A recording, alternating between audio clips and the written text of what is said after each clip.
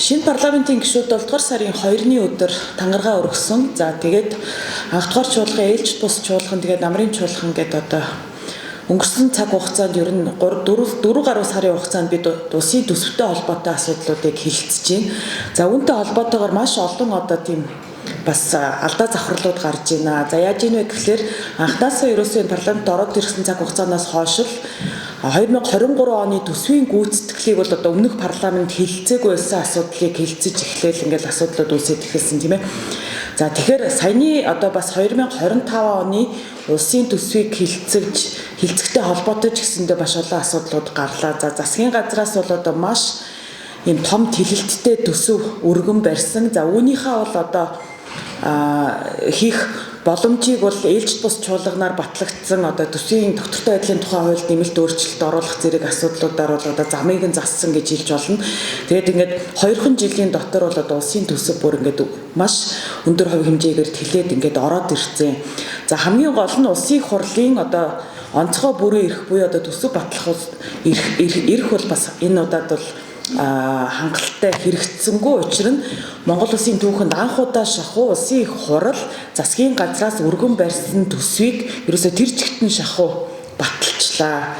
За тэгээд үүнтэй холбоотойгоор төсвийн хилцүүлгийн үеэр бол одоо ийм улсын хурлын чуулганы одоо дэгийн тухай хуультай холбоотой бас олон юм алдаа дутагдлууд бас гарсан.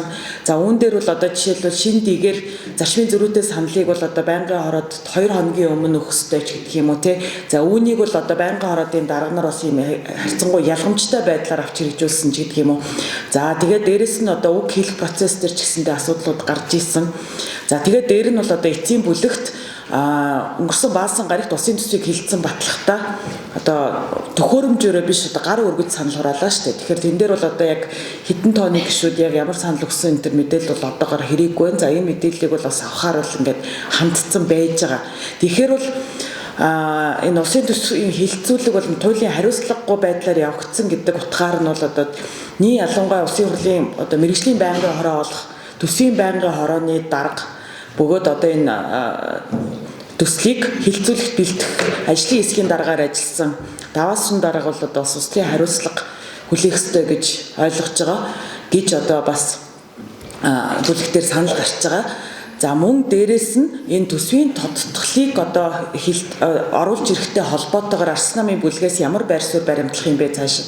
За үүнд одоо засгийн газарт ямар чиглэл өгөх юм гэдэг дээр бол бас ажлын хэсэг байгуулж ажиллахаар боллоо. Тэгэхээр энэ төсвийн тодтголыг бол одоо эхнээс нь авахуулаад бас нэг одоо анхаарлынхаа төвд авч ингэж ажиллах болно гэдгээ бас хэлье.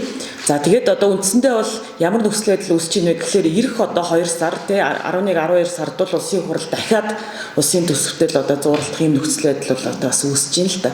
Тэгэхээр энэ бүхэн дээр бол одоо хэвлэл мэдээллийн хэрэгслүүдтэйгээ за иргэдтэйгээ олон нийтийн байгууллагуудтайгаа бол Арслан намын бүлэг бол нэгт хамтарч ажиллаж одоо тодтголоор орж ирэх төсвийн төслийг аль болох одоо саний шүүмжлүүдийг бол тусгасан байдлаар батлуулахын төлөө ажиллах болно. Ардын намын талд ажилласан удаа бол ахгүй за би төсвийн асуудал дээр бол удаа дараалан бол яг юм зарчмын байр суурь Арслан намын үзэл санааны зүгээс байр суурьаа илэрхийлээд явсан.